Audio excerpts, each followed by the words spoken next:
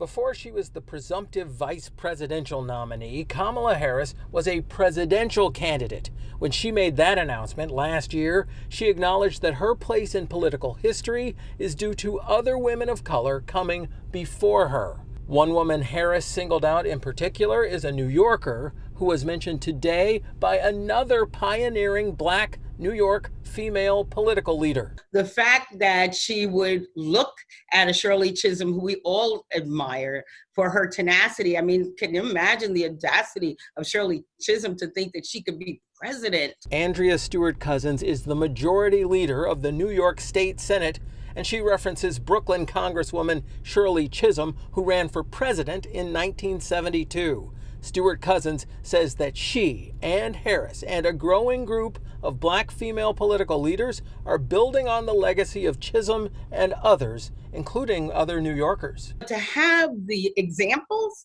and then the courage and the fortitude to move forward. A few years ago, when Loretta Lynch was going to be named Attorney General, there was so much excitement. Dr. Glenda Glover mentions former U.S. Attorney General and New Yorker Loretta Lynch. Glover is the international president of the African American sorority Alpha Kappa Alpha. It's the same sorority of which Senator Harris is a member, and Harris joined at her alma mater, Howard University, an historically Black college or university, or HBCU.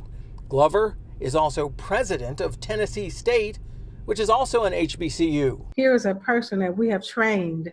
Here's an African-American woman that we love so much, and we're going to make sure that she succeeds. Putting Harris's role in full perspective, one of the country's foremost scholars on Black female political history, Dr. Martha Jones of Johns Hopkins University, has a new book, Vanguard, which shows Harris's nomination is the latest part of the American political story. Black women were the first to critique how racism and sexism distorted, perverted American democracy. Kamala Harris's nomination is, in a sense, the embodiment, the endorsement of that vision.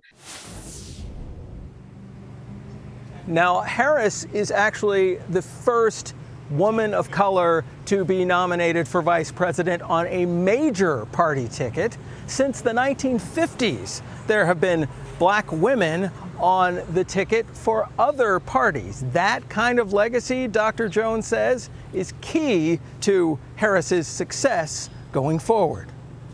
Reporting live from Crown Heights, Brooklyn, I'm James Ford, Pix 11 News.